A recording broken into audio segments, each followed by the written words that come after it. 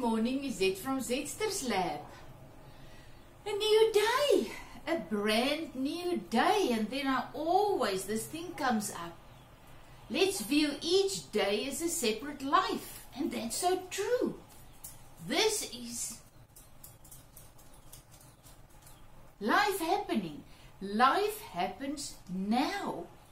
For me, my life, the life in me, happens now. So this morning I woke up with this, I want to paint feeling. I haven't had that in a week. I painted a lot the previous couple of weeks, and then all of a sudden last week I found this thick book to read and a new Netflix series, and all of a sudden I just felt like not painting, just reading.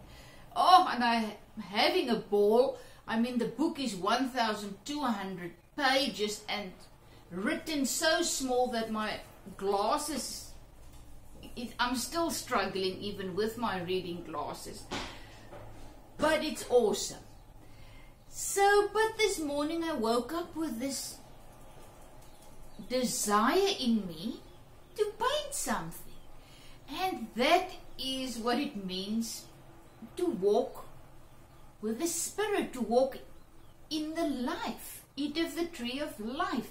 It means I will give you the desires of your heart. Who's the I? The life in me gives me the desires of my heart now, every second of every day. And so yes, I'm going to paint. I've got the desire to paint. I'm ready. I've got 2 large canvases. I've got some canvas pads that I can cut up into either A4 little pieces or 30 by 40 centimeter pieces. I've got my music sheets, many. Then I've got all my paints. Look at this whole thing full of paints. So yes, I'm ready to roll, but then there's a little problem. I don't know what to paint. I mean, I've got so many ideas. The whole Pinterest, my Pinterest page, my photos in my telephone, whatever. It's just so many ideas, and now I sit here and I've got too many ideas. And then the thing is, then you have the other thing. One of the first things I had to learn when I started painting was, don't paint what you believe others want. That's very difficult. I mean, why on earth do we always try to figure out what other people want, what other people think? You know, it's actually crazy. Let's say you get up in the morning, you look in the mirror and you just feel fat. You feel ugly and you feel fat. I mean, you look exactly the same as yesterday, whatever, but all of a sudden, this is how you feel. Now you put on some clothes and you don't really like the clothes that you've put on. So now you really feel fat, ugly, terrible. So what happens when you go into town, into the shops? You look around and what do you see? People that think you're fat and ugly and not good enough. Do they really think that? No. But you know what you think, your life, your world, you project onto others. But let's think about it. One day you get up and you feel beautiful, sexy, ready for life, and you put on the clothes that you love, that makes you feel good, and you go out there, and what do you think? I'm beautiful. People look at me and they see she's beautiful. So you see what I'm trying to say, and also trying to say to myself, is we look at the world, and what in the world it's a mirror of what we feel, see and believe. If I feel and see the world as beautiful, wonderful, magical, good,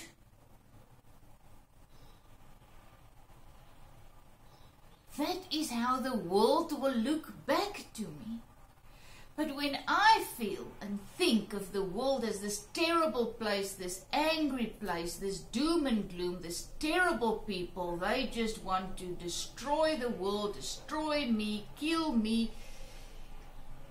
everybody, whatever. That's also only a reflection of what's in me. If I'm full of fear, I will project it, and the world that I see will project those things on me. So come, let's get back to we don't want to believe this. I don't want to believe this. But really, really, the more I think about this, the more I see. Let me share a personal thing with you. A couple of weeks ago, we were having friends over, and we were laughing and joking, and it was an awesome time. And then the next minute, my husband said something to me, and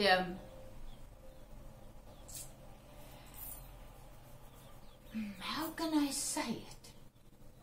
I immediately burst out laughing because, he said fatty or something, and you fatty or whatever. And I immediately burst out laughing because I know the spirit with what he was saying was pure love, and it was just fun.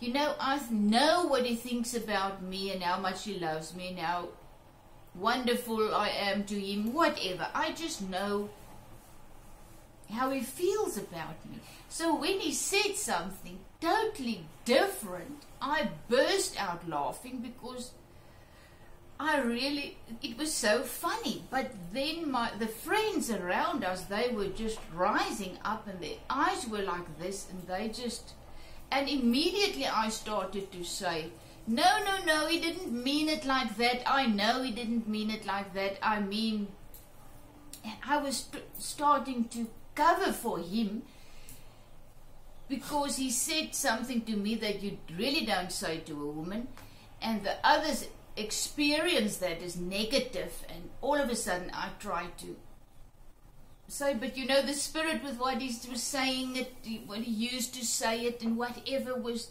is it what he meant? And I knew it in my heart, so I could really laugh. But then the time goes on, and then later I started to think, but what did they think? And he shouldn't have done that, and whatever. And all of a sudden, I became very angry. Really, really angry towards him. Gone with this. I know the spirit. It was the spirit of absolute love in which he said it. Didn't mean anything bad by it. It was just a joke and whatever. But because it's not something you do, something you say, and what will the people think, and how could he do it, and whatever, my ego started to rise up. That's the thing. And my preconceived ideas and hurts and pains of never feeling good enough and always feeling rejected and whatever, that started to rise up. And all of a sudden, I lost my peace and joy completely what I really experienced in that moment when he said it just vanished, and I became so angry at him. I mean, it was terrible. For a week I was in hell. I took it, all of a sudden I took it personally, and the hurts that I haven't dealt with from my past, that started to rise up, and this whole thing was blown right out of proportion. Where? In my mind. You see, what happens when someone spits on you? You get wet. That's what happens. But now you can take it personally. And because of that, oh, poor me, and that person is terrible, and whatever. He spit, it's his problem. But what do I do with what he's doing? And then I just realized, oh boy, I've got some unhealed issues. There's some things that I really need to deal with, because I knew all these things. Don't take things personally. Don't allow the things of this world and what's happening to steal your peace, joy, and whatever, and just... I could do it for a couple of days, and I was really so proud of myself. Wow, what he said in front of people, if he say that to me when we're alone, I just laugh. It's so funny because it's just a joke between us. But because, as I say, I know it's just a joke. And it's always in what spirit people are saying and doing things. You know, what's the spirit behind it? And as I said, the first couple of days, I just laughed at, and then my mind started to take over, and I went back to that when he said it. Now the people, my friends, thought, and how I was trying to cover for them, because it's not something you do, and you don't do it, and you don't, he doesn't respect me, and blah blah blah. I was so ashamed of myself. I mean, not really ashamed, but sad or upset or whatever, because I allowed my ego to get the better of me. So yes, but then once again, wonderful, wonderful, wonderful, once again, every situation that you find yourself in is there to show you what's still in your heart, what you still need to deal with. So yes, once again I realized my issue with my body, and you know, the whole world is crazy. I mean, we're all supposed to look like the women in the magazines. Not even they look like they look in the magazines. Now we want to look like that, and whatever we've brought up in this culture, in the Western culture, if you're never good enough, you're never thin enough, you're never, and whatever. And I had real, I'm saying it, real issues with my weight, even though I was really thin and sexy and everything when I was young. I had real issues. Bulimia and whatever. I struggled with that for a while when I was at university, and all of a sudden I became fat, so that was the easiest, so it was that. And so yes, I really have had deep-rooted issues of not feeling good enough. Oh my gosh, I don't know how I got here this morning. This was not what I was going to do. I was going to talk about what to paint and not to paint, and paint it for yourself. Paint what the spirit in you leads you, and not what you think others want to see. That's actually what this blog was all about, or whatever. But now I'm getting to deep-rooted issues again. I cannot help myself. So yes, so I realized that because of of what he said and because of what others think, I still had issues to deal with. I'm not totally healed, delivered, and set free from this worldly mindset of not being thin enough, good enough, whatever. So all I could do was just cry out, surrender to the Spirit, the life in me. Just say, Father, I surrender this, because this is keeping me in bondage. It's keeping me hostage, keeping me from experiencing peace and joy in the midst of even what my husband or other people say or whatever. Myself say, you're not good enough. Get up in the morning, you feel fat and not good enough and not beautiful enough, and you get into your pants and it's a little bit tight. You cannot get in, and all of a sudden you're in such turmoil. I mean, I don't want to be there anymore. I just want to be, really, really be happy with where I am, how I look, because once again, if I feel fat and overweight and ugly and not good enough, that is what I project on others. That's what I believe others think about me, but that's actually me, what I think of me. It's not what they think of me. You see, there's no theys there. It's only me. My world, my life, and what I feel and experience about me and my life, I will project into the world. So, when I am healed, delivered, and really set free of all these lies, deceits, and things that I grew up believing, and rejection issues and everything, when I'm truly, truly, truly healed, delivered, and set free, the things of this world will no longer be able to upset me. That is where our war lies, between our ears in our mind.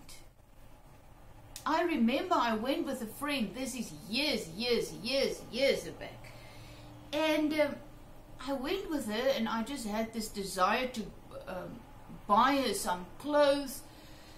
At that time they were struggling, and went into the shop, and I remember I got her this mini skirt, and she looked so beautiful, but the next minute she started to cry and everything, and she just said, but I'm fat and I'm ugly and she was beautiful. She was not overweight. I was dumbfolded. She was so upset that we had to leave the clothes, get into our car, and drove home. When we got home, we could only sit, and I could just hold her and just pray and just say, surrender. What you see, it's not true. The lies, I could help her to get rid of all these lies that she believed about herself and not being good enough. And yes, it took a while, but she became free, and it was just amazing.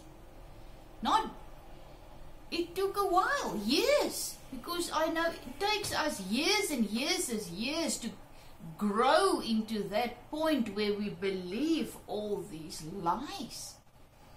And now we think, oh gosh, okay, now I'm just free. So no, I really thought I was free. I really thought I'm starting to love myself, love my life, love the clothes that I'm making, love who I've become, really. But then, when hubby said, hi, and yes, fatty, or whatever, after a while, all those insecurities